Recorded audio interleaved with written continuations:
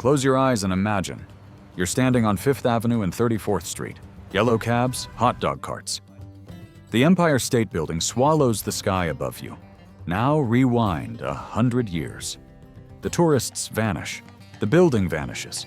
You're standing in a field of 6-story walk-ups and horse-drawn carts. That's Midtown in the 1920s. 10 years later, the tallest structure humans had ever built was finished on this exact spot in just 1 year and 45 days. So, I used AI to rewind that 1 year that changed the history of New York City. The story really begins with competition and timing. The Empire State Building was born out of a heated rivalry between Walter Chrysler and John Jacob Raskob, with the Chrysler Building already rising fast in Midtown. Raskob gathered investors and chose the architecture firm of Shreve, Lamb, and Harmon to design a tower that would be taller than anything else on Earth. The rivalry with Chrysler was real, but it was not the only thing driving the project. The Waldorf Astoria site had already been purchased, the leasing calendar had already set May 1st as a hard deadline, and the economics of Manhattan real estate were already pointing toward a tower. The competition with Chrysler did not create the Empire State Building. It just made it taller. The site itself was not empty land.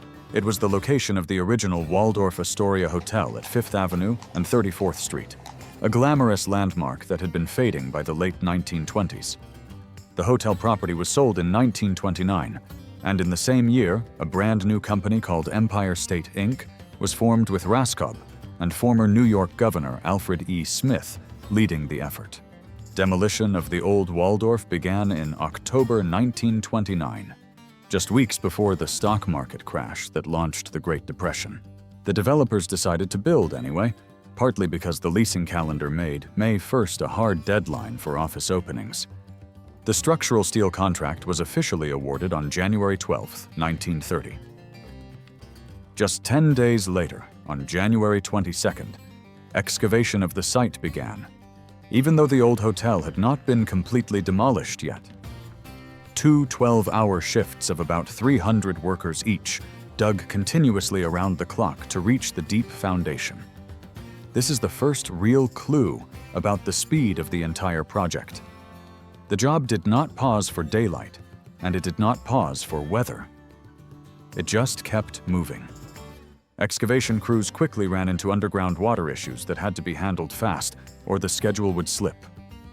It is a reminder that even the most famous fast build still had to wrestle with the bedrock and groundwater of Manhattan itself. Every problem had to be solved within hours, not weeks, because the deadline was not going to wait for anyone. March 17, 1930, is the official start of construction in steel. That morning, the first steel columns were set into the foundation, and the project transformed from a hole in the ground into a tower that could be measured day by day. This is also when the building's design for speed became obvious to everyone watching. The architects had organized the entire structure around a central core that contained the elevators, stairs, and services, surrounded by rentable office space on every floor. The goal was not fancy curves or elaborate ornament. The goal was maximum usable office space that could be built quickly and rented quickly. In April 1930, the steel frame began rising at a pace nobody had ever seen before.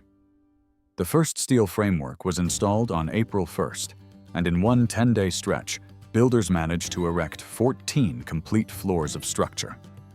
The official summary describes the framework rising at about 4.5 stories per week, which still sounds almost impossible today.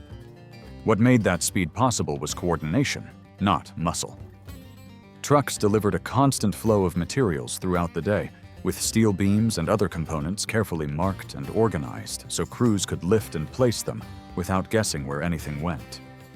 The whole process was less about brute force and more about avoiding confusion. If I picture myself there in spring 1930, I imagine the street loud with deliveries and the air ringing with rivet guns. Crowds gathered on the sidewalks to stare upward, because watching a building grow that quickly felt like watching a magic trick you knew was real. By summer 1930, the tower was no longer just a promise. It was a full-blown skyline event. On August 14, 1930, the project hit its peak workforce of 3,439 workers on site in a single day. That number tells you the site was packed with specialized crews working in tight coordination, not a small group plodding along slowly. In September 1930, the structural steel topped out at 1,048 feet. But here's the thing most people miss. The Chrysler Building stood at 1,046 feet, which means the Empire State's steel frame cleared it by just 2 feet. That would have been a humiliating photo finish. So Raskob and Smith went back to the drawing board and added a 200-foot mooring mast designed for docking dirigibles, pushing the total roof height to 1,250 feet. That was the move that truly ended the race. Not by inches, but by a margin nobody could argue with. After the steel frame topped out, the project did not slow down at all. Interior work and the crowning mast began almost immediately. The mooring mast itself topped out on November 21, 1930, just 2 months after the main steelwork milestone. The pace was relentless, and the building was now visibly approaching its final shape. This is also where logistics became the hidden hero of the entire construction story. The site had serious space limitations because Midtown Manhattan does not exactly offer wide-open staging areas, so the builders set up a temporary driveway for delivery trucks and stored materials inside the first floor and basement of the rising building. They installed mixers, hoppers, and hoists inside the structure so materials could be lifted upward quickly without clogging the streets outside. The whole site operated more like a vertical factory than a traditional construction project. If 1930 was the climb, 1931 was the finish.